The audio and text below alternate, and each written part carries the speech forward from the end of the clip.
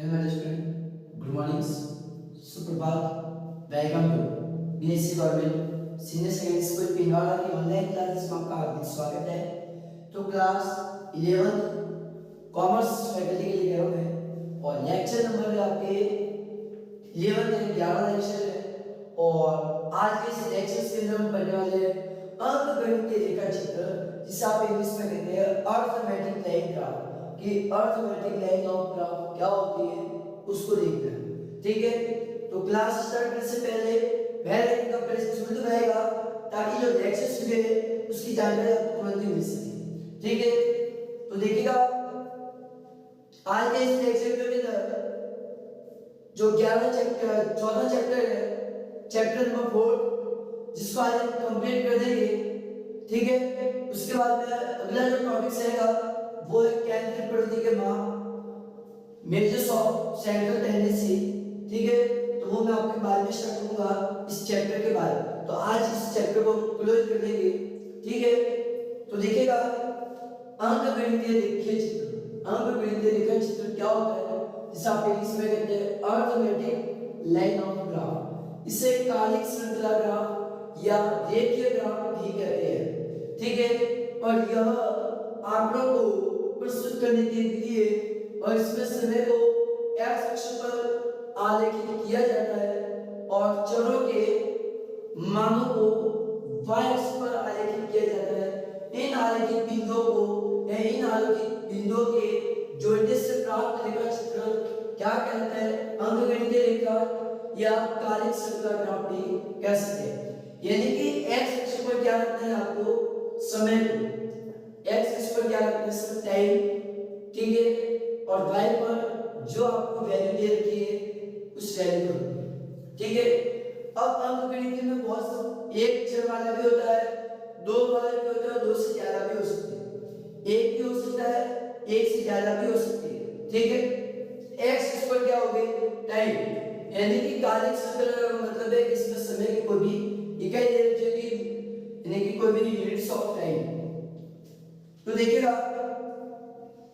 आपको एक एग्जांपल के माध्यम से मैं भी बताने वाला हूं कि अंकगणितीय रेखा चित्र क्या होता है.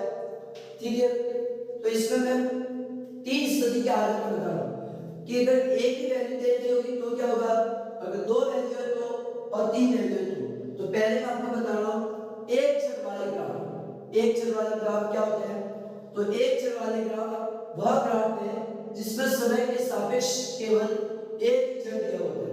ठीक है, एग्जांपल में लिख रहा हूं एक क्वेश्चन कि एक फैक्ट्री के जनवरी से जून महीने तक उत्पादन क्विंटल को निम्नलिखित तालिका द्वारा प्रकट किया गया है.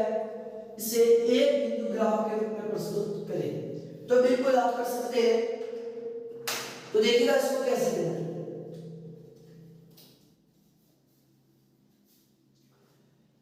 अप्रैल महीना है, ध्यान रखना महीने है, इसको एक्स पर रखना है और इसको y एक्स पर.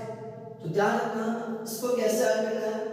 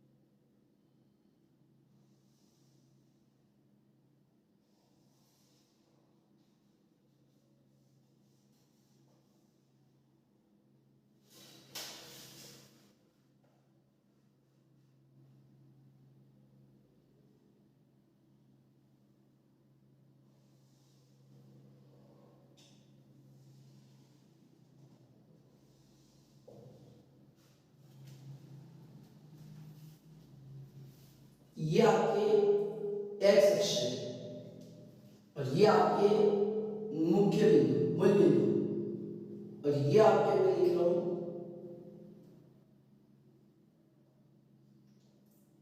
y अक्ष. ठीक है, इसको मैं थोड़ा गहरा कर देता हूं.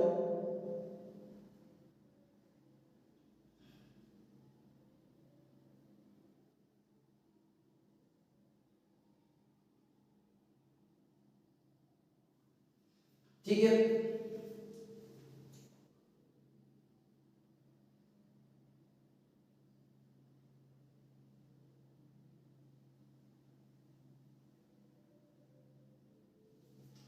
अब देखना, ये आपके जनवरी मान है,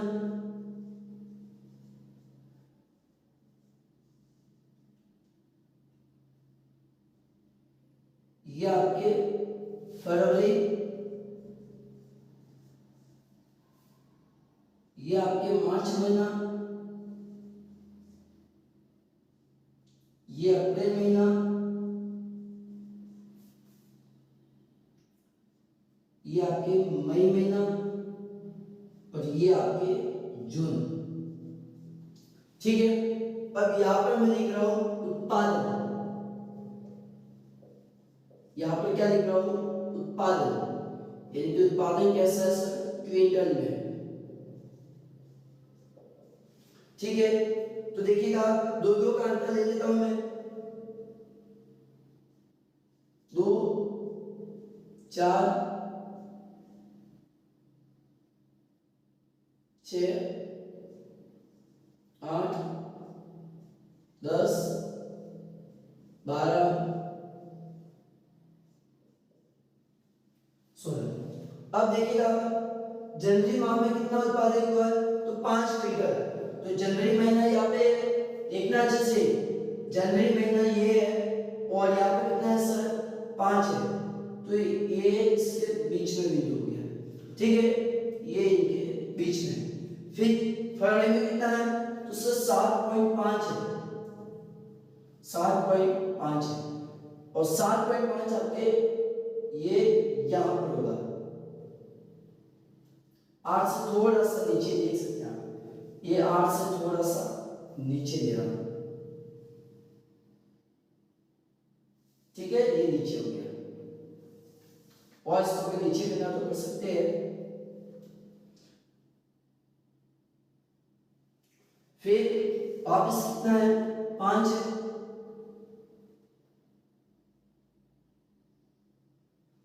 फिर 10 है,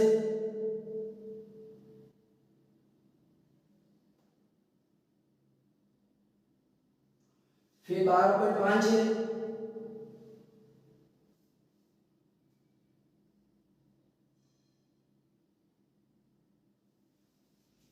फिर कितना है, 15। तो ये आपके 15 यहां। अब इन बिंदुओं को आपको मिलाना है, अब आपको इन बिंदुओं को मिलाना है।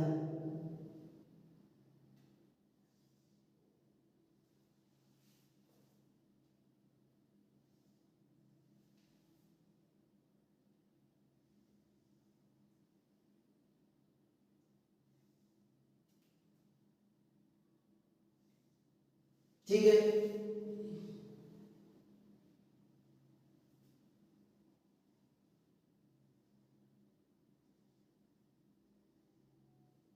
ये आपके कौन सा ग्राफ बना है, एक चर वाला ग्राफ। ये आपका कौन सा है, एक चर वाला ग्राफ। ठीक है, एक्स पर क्या रखना है, महीने, एक्स पर क्या रखना है सर, महीने। ठीक है, और y एक्स पर प्रोग्रेशन रखना है, और ये कैसा है, एक चर वाला ग्राफ। ये कैसा सर, एक चर वाला ग्राफ। अब मैं आपको बता रहा हूं दो चर वाले। ठीक है, तो आप नोट कर देना, ये आपके उत्पादन क्विंटल हुआ, ये एक चर वाला ग्राफ। ये कैसा है सर, एक चर वाला।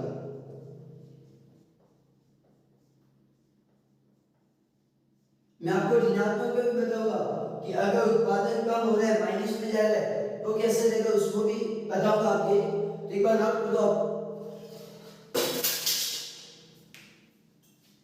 तो चलिए, सेकंड आपके दो छोर वाले ग्राफ, यानी कि अब यहाँ पर आपके पास में समय तो होगा और समय को एक्स पर ही रखना है, लेकिन अब आपके पास में y की कितनी वैल्यू है, 2, और एक ही ग्राफ पर दोनों को एक साथ करना। ठीक है, तो ध्यान रखना, दो या दो से अधिक छोरों वाले ग्राफ वे ग्राफ है जो विभिन्न समय से संबंधित दो त्रुटियों से संबंधित आंकड़े प्रस्तुत करते हैं।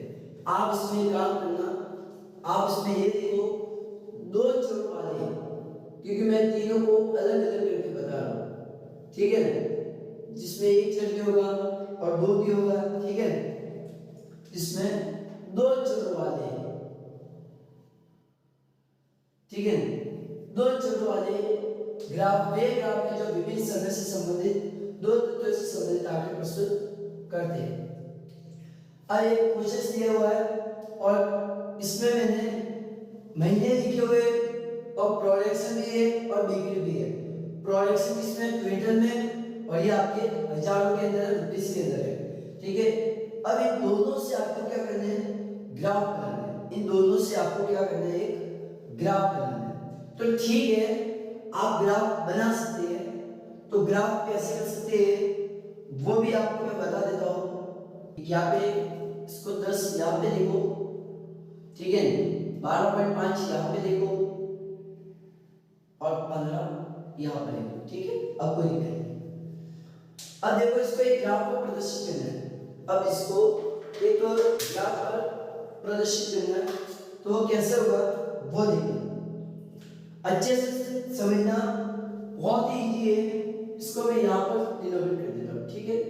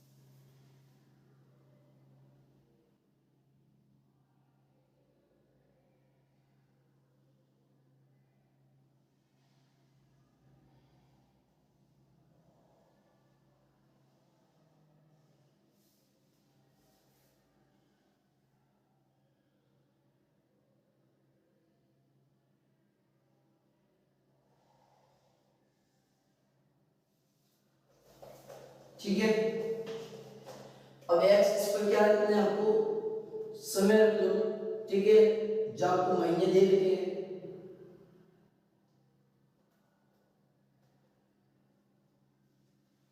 ये आपके मूल बिंदु और ये आपके वाई अक्ष। इसको मैं थोड़ा 11 कर देता हूं।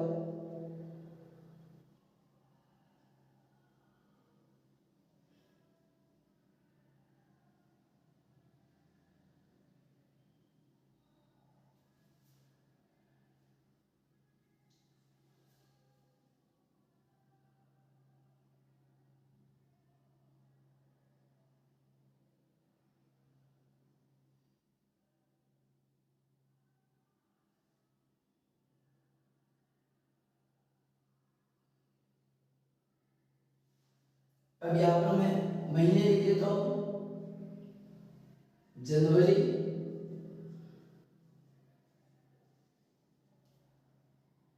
फरवरी, मार्च, अप्रैल, मई और ये आपके जून। अब यहां पर आपको उत्पादन और बिक्री को रख देते हैं। उत्पादन व बिक्री यानी कि सेल्स, यानी कि ये आपकी क्या है, वाई और ये आपके एक्स है, ठीक है। ये आपकी क्या है, एक्स है, ये आपकी क्या है, एक्स है और ये आपकी क्या है, वाई है, ये भी आपकी वाई है। यानी कि इन दोनों को वाई एक्स पर रखना है और इसको एक्स एक्स पर। मैं दोनों का वृत्तांत ले लेता हूँ ताकि मुझे कोई ऐतराज ही नहीं है। 2 2 4 6 8 10 12 14 16 18 और ये 20। ठीक है, अब देखो दोनों को मुझे एक साथ बनाना है, यानी कि दो एक ही ग्राफ पर दो वक्र बनाने हैं, एक ही ग्राफ पर दो चित्र बनाने हैं। तो कैसे होगा वो देखना, दोनों को फिर अलग अलग शो करेंगे हम। तो देखिए जनवरी में मेरा प्रोडक्शन कितना था, 5 मीटर था। तो जनवरी आपकी यहाँ पर है और ये 5 आपके यहाँ पर। फिर कितना 7.5 है, तो 7.5 आपके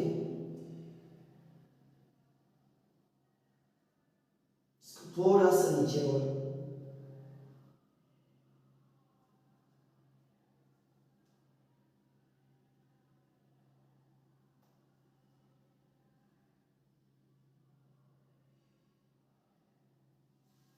ठीक है, क्योंकि इससे तो नीचे ही है ना, इसीलिए इससे तो नीचे आप देख सकते हैं, इस 40 लाइन से तो नीचे है ना, इसीलिए कह रहा हूँ। ठीक है, फिर कितना है 5 है, तो ये मार्च महीना और ये मार्च महीने का 5 है।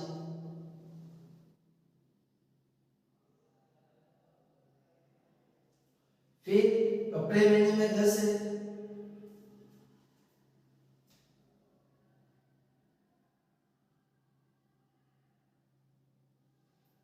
फिर मई महीने में कितना 12.5 है, तो ये मई महीना और 12.5 इससे ऊपर है।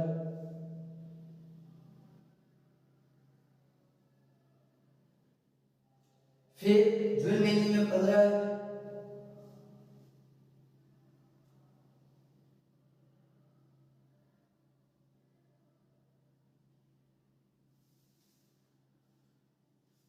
थोड़ा सा नीचे है।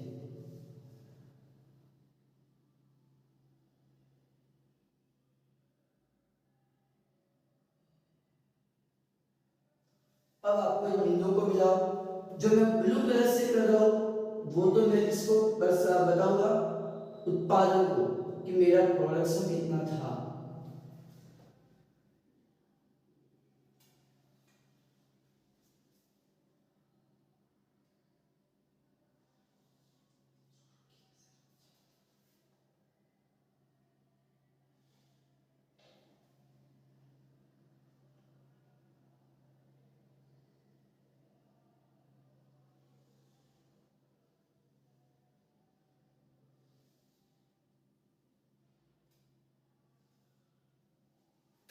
ठीक है,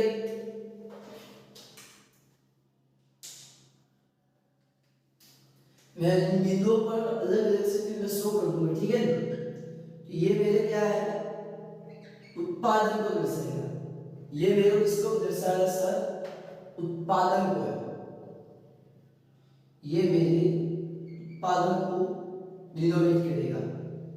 तो यहां पर मैं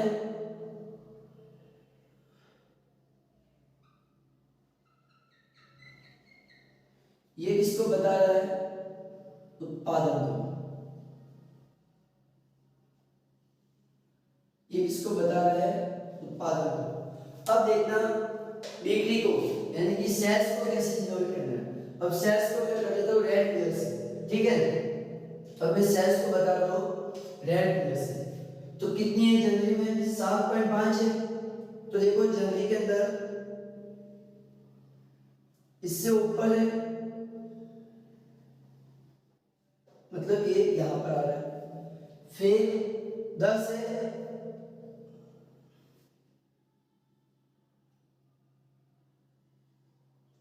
फिर 7.5 है,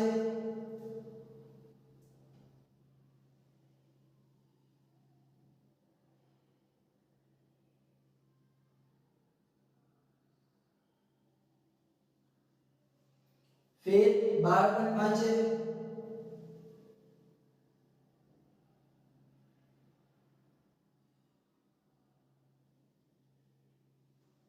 ठीक है, इससे थोड़ा सा नीचे। फिर कितने हैं? 15।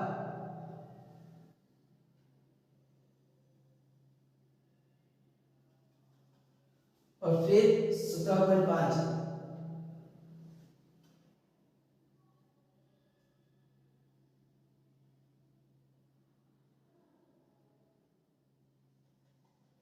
ठीक है, अब आप इसको भी दर्शा दो। इस पर मैं भी अलग अलग डिजाइन दे देता हूँ, ठीक है।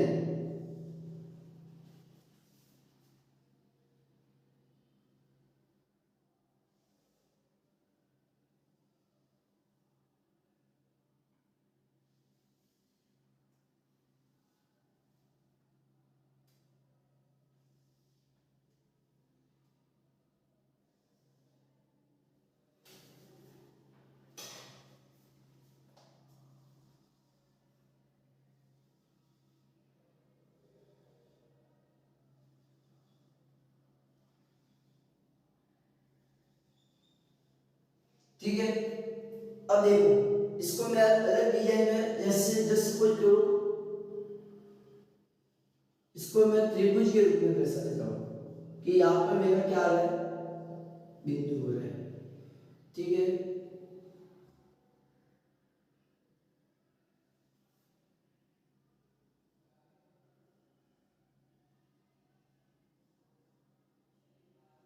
ठीक है,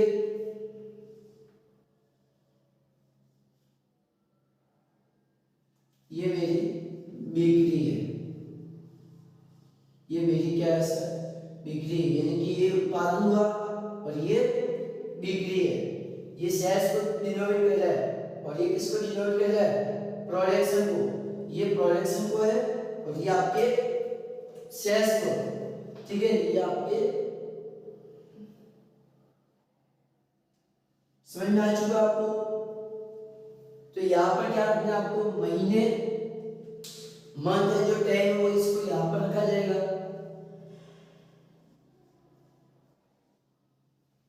तो मेरे हिसाब से आई थिंक सबको समझ में आ चुका होगा कि मैं आपको क्या कहना चाह रहा हूँ। ठीक है, और फिर भी अगर आप इसको लिखना चाहते हैं तो दर्शा सकते, कोई आपत्ति नहीं है।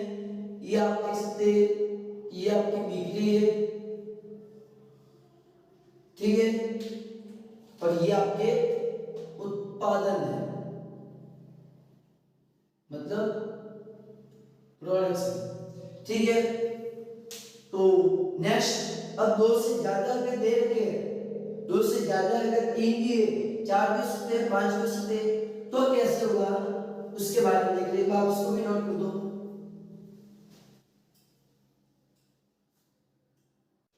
चलिएगा, नेक्स्ट है दो से अधिक चरों वाले ग्राफ। दो से अधिक चरों वाले ग्राफ या ऐसा बहुकाल श्रेणी भी कह सकते हैं, बहुकाल श्रेणी आलेख।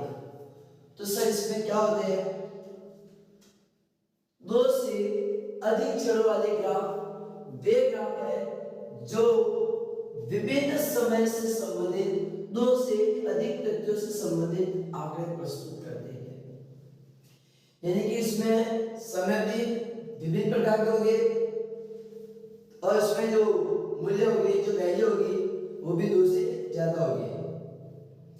क्वेश्चन देखिएगा, निम्नलिखित सारणी के कारक लागत पर देखना। कारक क्या है, कॉस्ट है, और उसी कॉस्ट पर आपकी जो जीडीपी है, सकल घरेलू उत्पाद में क्षेत्रवार अनुमानित वास्तविक संवर्धित दर को प्रस्तुत किया है। ठीक है, ईयर दे के एग्रीकल्चर कितना है, इंडस्ट्रियल कितना है और सर्विस कितनी है, यानी कि सेवाएं के साथ दे रहे हैं। ठीक है, तो देखिएगा कुछ भी नहीं करना है इसमें, आपको आगे करना है, लेकिन कैसा है, बहुकाल। तो इसमें एक्स इस पर क्या रखेंगे हम, समय को, और ये बाकी सब किस पे जाएंगे, वाई एक्स। ठीक है, तो देखिएगा कैसे करना है, यानी कि एक ग्राफ पेपर पर, एक ही ग्राफ पेपर पर इन तीनों को दर्शाना है।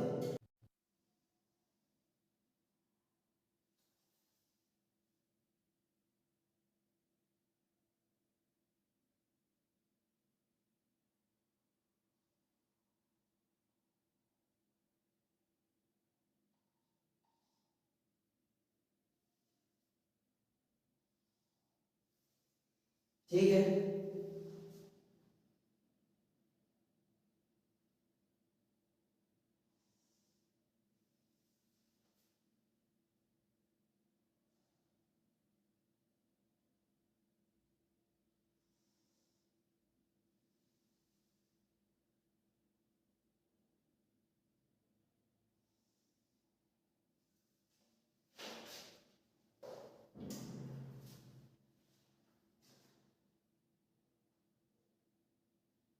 ये एक्स अक्ष, ये आपका मूल बिंदु और यहाँ पर हुआ वाई अक्ष, ठीक है।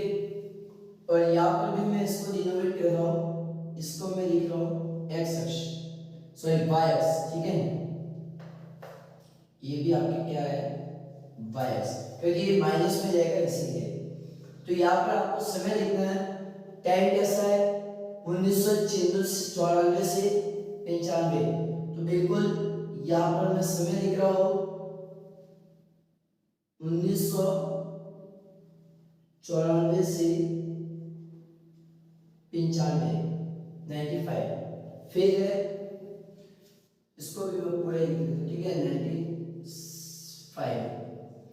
फिर 95 से 96 है,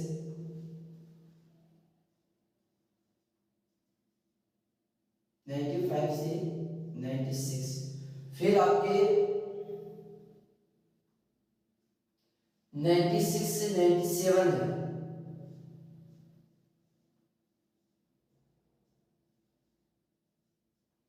फिर 97 से 98 है, 97 से 98 है।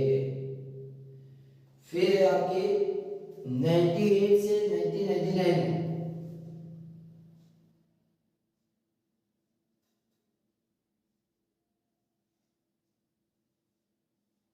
और फिर आपके 1999 से 2000, ठीक है। इसको मैं अपने शॉर्ट में लिखने की कोशिश कर लेता हूँ या इसको और बढ़ाने की कोशिश करूंगा, ठीक है।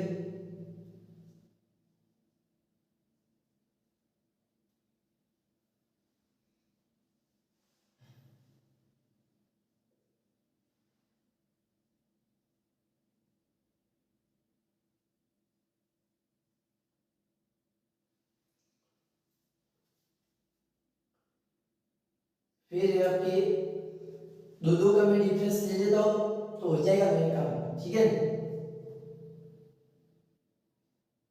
2, 4, 6, 8, 10, 11 भी ना तो 12, ठीक है। फिर देखिएगा माइनस में भी आता है, तो चलिए माइनस के और भी हम लिख लेते हैं, माइनस के 2, माइनस के 4, ठीक है, और माइनस के 6। अब देखिएगा आपको कह दी जाए कि तीनों को एक साथ बताना है, तो यहाँ पे आपके समय हो गए हैं, यहाँ पर आपके कृषि क्षेत्र भी है, ठीक है, कृषि, या फिर इसको कोई लिखो चलेगा, ठीक है। यहाँ पर कोई लिखने की जरूरत नहीं, सीधा डायग्राम पे हम बता देंगे। 94 से 95 में कितना आपके कृषि का क्षेत्र 5, तो ये आपके यहाँ पर देखो 5 आपके यहाँ पर आएंगे। फिर कितना है -2 है, तो -2 आपके या माइनस में हो सकता है, कोई दिक्कत नहीं, ठीक है। फिर आपके 9.6 ऊपर है,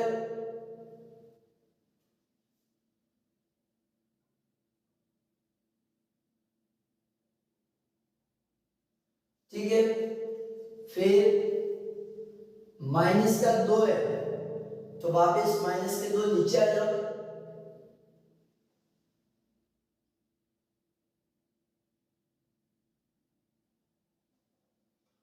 फिर 7.2 है,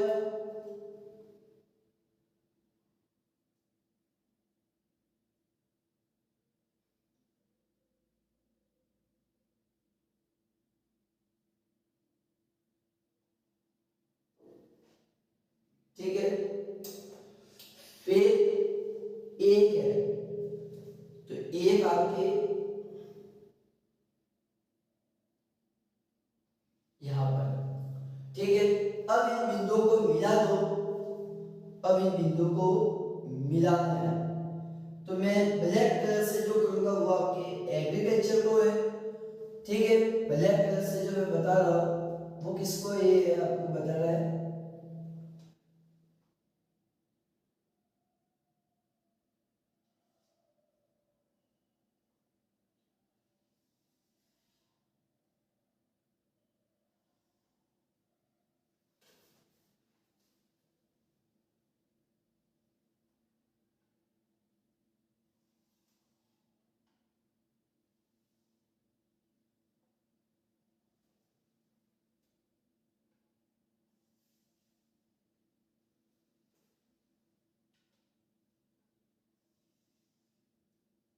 ठीक है।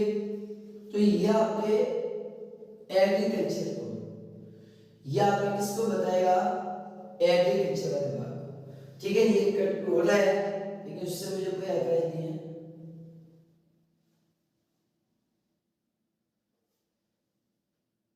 ब्लैक कलर का जो आपको डिनोट करेगा वो किसको है, एग्रीकल्चर को है, ठीक है।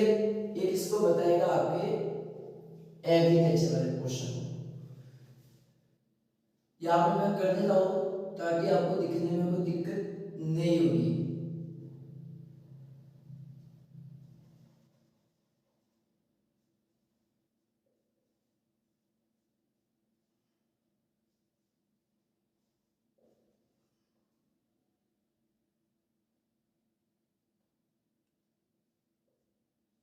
कृषि क्षेत्र, फिर नेक्स्ट उद्योगों को मैं ब्लू कलर से डिनोट कर देता हूँ, तो देखिएगा कितना है, 9 है।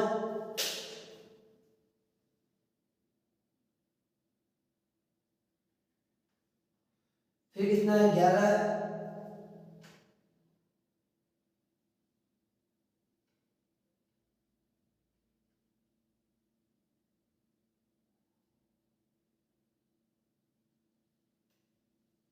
फिर 6,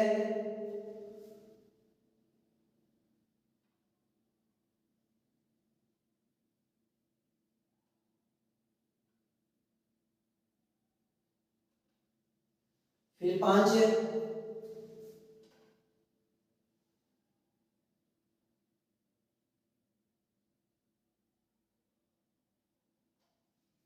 फिर कितना है, 4 है,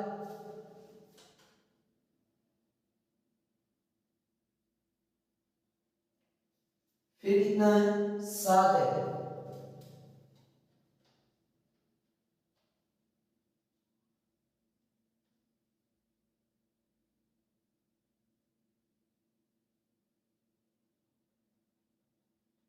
ठीक है। तो अब इन बिंदुओं को मिला दो,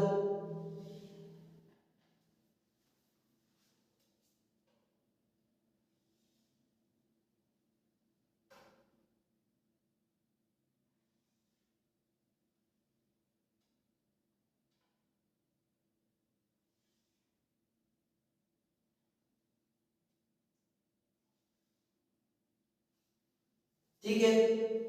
तो ये आपके कौन सा है, इसको मैं इस तरीके से दर्शा रहा हूं,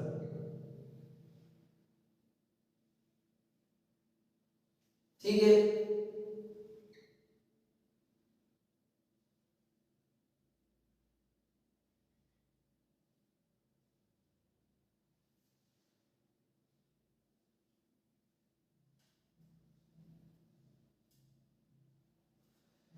समझ में आया। तो ये वाला जो आपके भाग है ये आपके किसको बता रहा है सर, उद्योगों को। ये वाला भाग आपको किसको बताएगा, उद्योगों को। ठीक है,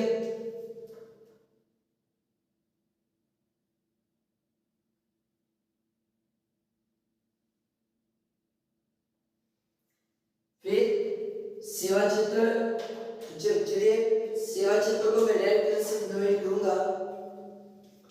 तो सेवा क्षेत्र में कितना है, 7 है।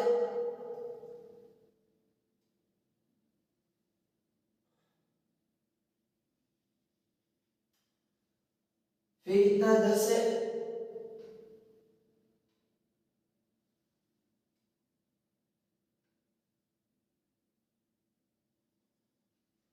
फिर कितना, 7 है वापस।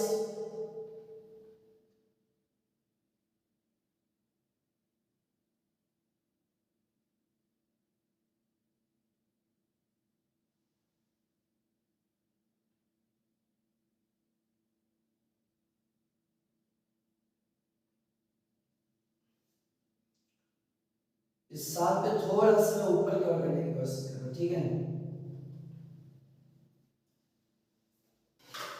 क्योंकि यहाँ पे वापस कट हो जाएगा, क्योंकि मैंने व्यवस्थित किया नहीं है, इसीलिए मैं कह रहा हूँ, क्योंकि ये पॉइंट आपके नीचे की ओर है। 6 पे है नहीं तो हाँ,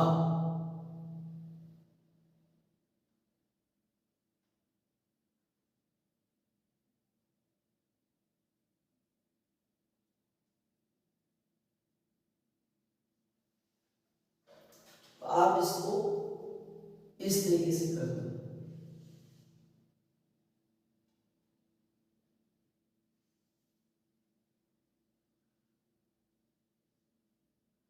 ठीक है,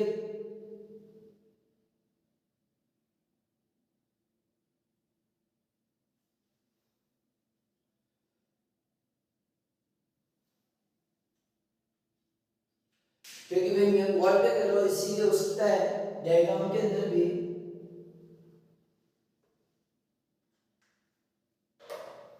हाँ, फिर 97 में कितना है, माइनस का 2 है, सॉरी यहाँ पे कितना है, 9 है।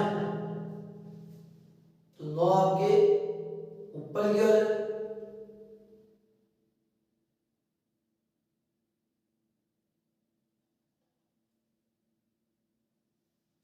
फिर 8.5 है। फिर कितना आपके, सॉरी मैं 8.5 है, हाँ, तो 8.5 भी देखो कहाँ पे है,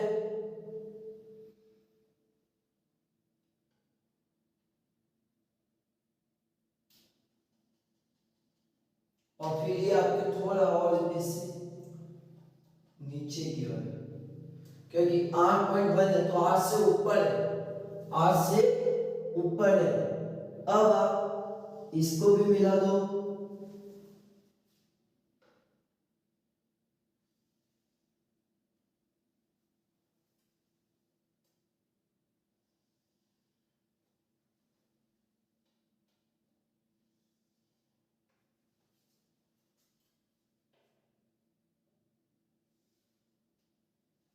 ठीक है, तो ये वाला भाग आपके क्या हुआ, सेवा क्षेत्र का।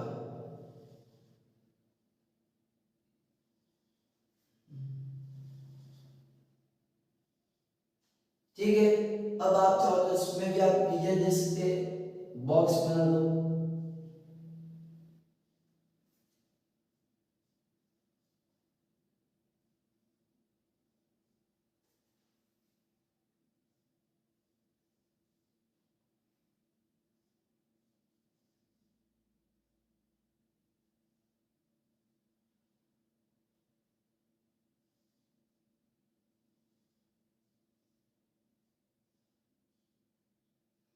ये आपके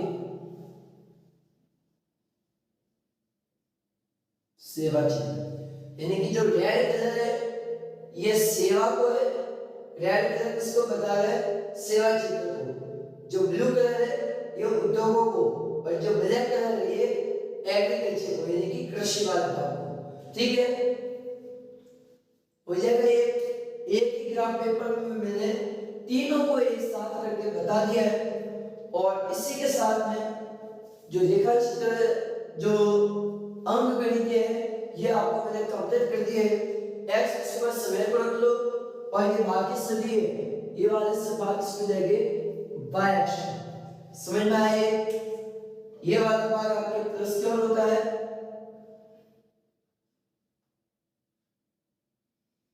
ठीक है? तो हो जाएगा ये आपको, ये मेरा विश्वास है आपसे। तो एक बार इसको भी नोट कर दो और फिर मैं इसके कुछ लाभ है और कुछ दोष है उसको भी मैं बता देता हूँ। एक बार इसका स्क्रीनशॉट ले लो।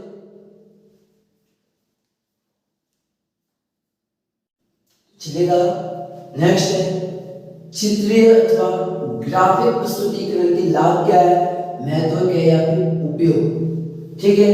तो इनको भी देखना है कि भाई जो डायग्राम बनाते हैं, दंड आलेख हुआ, वृत्त आलेख हुआ, या फिर जो ग्राफ आपने बनाए हैं, ठीक है, जिसमें आपने अंकगणितीय के आरेख देखा है कि जितने भी आपने चित्र बनाए इन चित्रों को आपको इंपॉर्टेंस क्या है, बेनिफिट क्या हुआ है? तो पहला बेनिफिट आपके कि सरल और सुबोध सूचना। देखिए जब भी आप डायग्राम देख लेते हैं, जब भी इस चित्र को देख लेते हैं तो उससे तुरंत आपको पता चल जाता है कि इस लाइन आपको क्या बताना चाहती है। ये लाइन ऊपर जा रही तो क्या बता रही है, नीचे जा रही तो क्या बता रही है, कि समझने में आपको सरलता रहती है।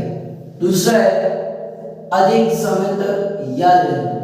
कोई भी चित्र जब किसी व्यक्ति के सामने प्रस्तुत करते हैं तो वो डायग्राम क्या है, काफी लंबे समय तक उसके माइंड में रहता है। क्योंकि मैं आपको बता देता हूँ, लड़कों का माइंड क्या है, काफी तेज रहता है। अगर किसी लड़की को देख लें, ठीक है, तो वो चेहरा इनके दिमाग में फिट रहता है, ये बात तय है। किसी मूवी को देख लेते हैं तो मूवी कितने लंबे समय तक याद रहती है, तो इसी तरह इसमें भी जो चित्र बनते हैं वो चित्र भी कैसे होते हैं, काफी लंबे समय तक याद रहते हैं। क्या इसमें तो एक लाइन ऊपर जाती है, नीचे जाती है, बीच में से क्रॉस होती है, क्या याद है आपके माइंड में बैठ चुका हो डायग्राम, ठीक है? यानी कि डायग्राम से आपको क्या है, वो भी समझ वो लंबे समय तक याद रह सकते हैं, वो डायग्राम आपको याद रहेगा। तीसरा है कि समझने के लिए विशेष प्रशिक्षण एवं ज्ञान की आवश्यकता नहीं।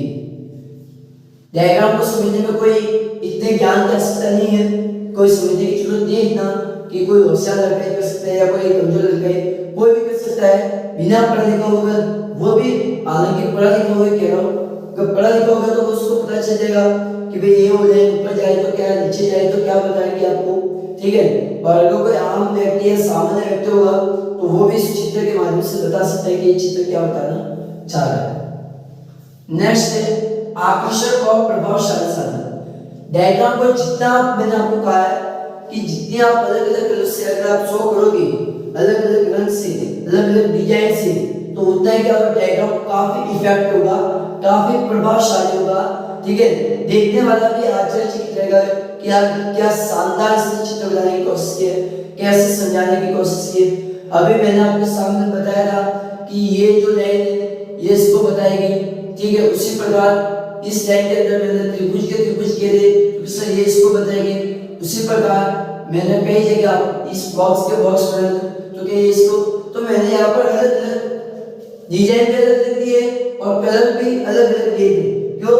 ताकि डायग्राम को देखते हुए आपको समझ में आए कि डायग्राम आपको क्या बताना चाहता है, ठीक है? मैंने कॉपी चेक किए तो एक या दो जनों ने केवल कॉपी के अंदर कलर भरने की कोशिश की है। एक तो बिजनेस से जिसने कॉपी में भरने की कोशिश की और बाकी सब क्या है, ब्लू पेंसिल केवल यूज कर। अरे यार अलग अलग कलर से प्रस्तुत करो ताकि जो आपने चित्र बनाया वो चित्र भी क्या रहेगा, बहुत ही अच्छा लगेगा, काफी सुंदर दिखाई देगा, ठीक है? नेक्स्ट है सर एक ही दृष्टि में तुलना में सहायक। एक ही दृष्टि में तुलना में सहायक यानी कि जब आप एक एक पेपर को बनाते हो तो उससे क्या काफी प्रभावशाली रहता है, ठीक है? एक ग्राफ पेपर पर जब आप अलग अलग डिजाइन का आप बनाओगे तो दिखने वाले को भी काफी मजा आएगा, समझने में भी सुविधा लगेगी, ठीक है? और एक होगा जब आप अलग अलग डिजाइन या अलग अलग कलर दिए तो उसको समझने में कोई दिक्कत नहीं होगी, ताकि वो एक ही दृष्टि में उस सीधा उसका ध्यान उस ग्राफ पेपर पे जाएगा और पूर्ण प्रवास से उसको समझ में आ जाएगा। नेक्स्ट सूचना के साथ मनोरंजन। जब भी आप सूचना डायग्राम बनाओगे तो डायग्राम बनाने में काफी मजा आता है कि एक लाइन ऊपर खींचने या नीचे पढ़ने कलर भरने में डिजाइन में काफी इंटरेस्टिंग है। और जब आप डायग्राम बनाओगे तो काफी आपको मजा आएगा। क्या मजा आएगा सर? चित्र बनाने में, कलर भरने में, डिजाइन देने में और जब इसमें मजा आएगा तो सूचना प्राप्त करने में तो और भी कितना मजा आएगा कि यार ये लाइन ऊपर जाके ये कृषि को बताएगी, ये लाइन नीचे जाएगी कृषि को बताएगी, इसमें गोल किया है इसको बताएगी, इसमें त्रिभुज किया है ये बताएगी। ये इसमें आपको दोनों प्रभाव से समझ में आता है और मनोरंजन भी होता है, टाइम पास भी होता है और आपको सूचनाओं की जानकारी भी मिलती है। नेक्स्ट सर औसत का निर्धारण। नेक्स्ट क्या है सर? औसत का निर्धारण। वो भी एवरेज डिसाइड करना है तो वो एवरेज भी आप क्या है कैसे कर सकते हैं कि कहां पर आपका आधा होगा, कहां पे पूरा होना है, मध्य का आप कहां से निकाल तो आप आसानी से निकाल सकते हैं जब डायग्राम बना रहे हैं। तो ध्यान रखना कि सहसंबंध का जो अध्ययन होता है वो आप आगे पढ़ोगे कि सहसंबंध का जो गुणांक होता है वो भी डायग्राम के इफेक्ट होता है, उसमें भी धनात्मक और ऋणात्मक वाली चीज होती है। ठीक है, जैसे कि कार्ल पेयरसन के एक्सपेरिमेंट की कोटि अंतर्गति हो गया तो ये आप अगले चैप्टर में गैर से पढ़ोगे। ठीक है, उसमें आप देखोगे कि एक्सपेरिमेंट की कोटि अंतर्गति में कैसे होगा, कार्ल पेयरसन के अंदर कैसे होती है, आप अगले वाले चैप्टर में ध्यान से पढ़ोगे। ठीक है, सहसंबंध के अंदर दो वस्तु होगी जैसे इसमें भी आप ले ही गए। ठीक है, नेक्स्ट चित्र अथवा ग्राफिक प्रस्तुतिकरण की सीमाएं क्या, दोष क्या, हानि क्या, कमी क्या, एक ही बात है। तो ध्यान रखना इसका सीमित उपयोग है, हर जगह इसका प्रयोग नहीं करते। आप सोच रहे हो कि इस समय हर जगह डायग्राम से बता दूं, नहीं भाई, हर जगह आप डायग्राम को रिलेवेंट नहीं कर सकते। कई जगह आपको कोई रिपोर्ट क्या करके देनी होगी कि डिसीजन क्या हो रहा है, बढ़ रहा है कि घट रहा है, कि सभी आपको निकाल के बताना होगा। हर जगह चित्र यूज नहीं कर सकते। तो ग्राफ का जो यूज है वो एक लिमिट होता है, एक सीमित होता है। ठीक है, नेक्स्ट दुरुपयोग। तो ध्यान रखना दुरुपयोग भी क्या है, प्रभावित करता है। दुरुपयोग भी क्या है, एक हानि है। इससे ग्राफ के अंदर पेपर की खराबी हो सकती है, कलर, स्केच पेन, इनकी भी क्या दुरुपयोग होता है, क्योंकि हर जगह ग्राफ उचित नहीं होता तो वो साधन भी क्या होते हैं, दुरुपयोग में होते हैं। ठीक है, तो ग्राफ पेपर का हर जगह उपयोग करना क्या है, उपयोग में नहीं है, जरूरी नहीं है। ठीक है, तो ये क्या दुरुपयोग में भी हो सकता है, केवल प्राथमिक कारण बिल्कुल देखिएगा। ग्राफ का एक जो निष्कर्ष होता है वो प्राथमिक होता है। ग्राफ के माध्यम से आप परफेक्टली बता सकते हैं कि कितना आपको ऊपर हुआ है कितना नीचे हुआ है। केवल आप चित्र के माध्यम से ये जो बता सकते हैं कि ये वृद्धि हुई है कमी, ये क्या बताओगे। अब इससे क्या डिसीजन लेना है वो पॉसिबल नहीं है। अगर आप अपने छोटे लेवल पर कोई डिसीजन लेना है तो वो आप आसानी से ले सकते हैं, अन्यथा नहीं। ठीक है, तो ये थे आपके दोष और कमियां। नेक्स्ट अगले चैप्टर के अंदर हम पढ़ेंगे केंद्र प्रवृत्ति के माप। इस चैप्टर को हमने क्लोज कर दिया है। तो चैप्टर नंबर 4 आपकी क्या हो गया, कंप्लीट। चौथा चैप्टर प्रेजेंटेशन ऑफ डाटा जो आपकी कंप्लीट कर दिया है। Next measures of central tendency, केंद्र प्रवृत्ति के माप। ठीक है, तो अगले एक्सरसाइज के अंदर पढ़ूंगा चैप्टर नंबर 5। तो एक बार अपलोड कर दो। तो इसी के साथ में थैंक यू सो मच। तो लाइक करना, शेयर करना, सब्सक्राइब करना, वो भी डाउट है कमेंट कर देना या मुझे व्हाट्सएप पे भेज देना, तो मैं वहां पे आपको रिप्लाई कर दूंगा, बता दूंगा आपको। तो नोट कर दीजिएगा और thank you so much. Okay bye.